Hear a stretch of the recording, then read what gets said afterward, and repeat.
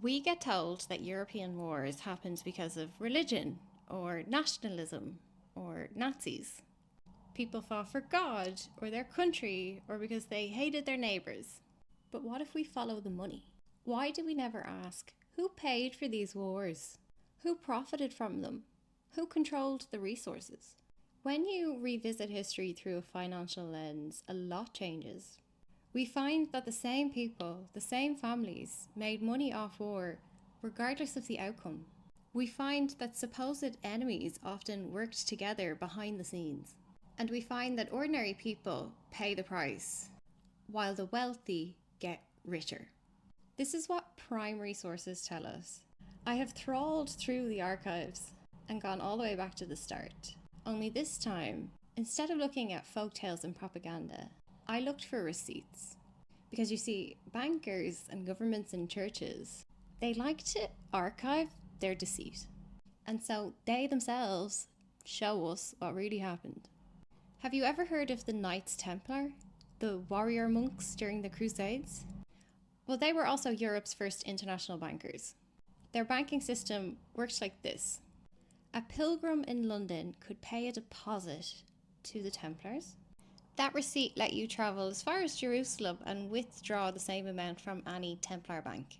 This was much safer than having to lug all your gold around. But it meant that the Templars consolidated huge amounts of wealth. People on their way to Jerusalem might not come back, and every time they didn't come back, their estate could be absorbed by the Knights Templar.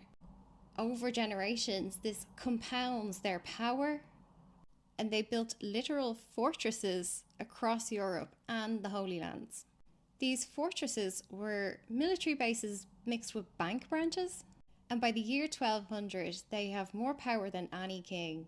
Most European kings are in debt to the Templars.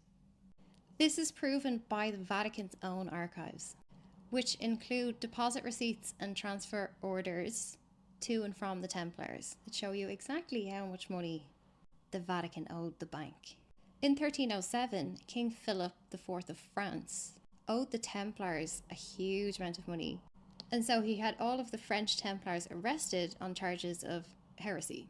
The Chinon parchment was discovered in the Vatican archives in 2001, and it proves that Pope Clement V actually absolved the Templars' heresy charges. Think about King Philip IV's position in France. You get told that he was in debt, which he was, but the Templars were also tax farming in France on behalf of Rome. So from his perspective, they were operating as unaccountable international bankers inside of his realm. He didn't just press the case for heresy, he also called it usury, a practice condemned by the Church as a mortal sin.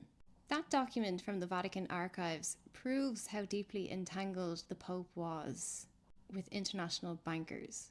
To condemn the Templars outright would have undermined the papal propaganda that was fueling the Crusades. By absolving them, the Pope protects Rome and its partners. If you asked French farmers at the time, they would have told you that the Templars were not just into heresy, but also sodomy and devil worshipping. Apparently that's a rumour. The papal file is an attempt to minimise the stain on the Church. The Templars lent money to kings, nobles, and the Pope itself, at a time when usury, charging interest on a loan, was still banned under canon law. Yet the Templars did it anyway.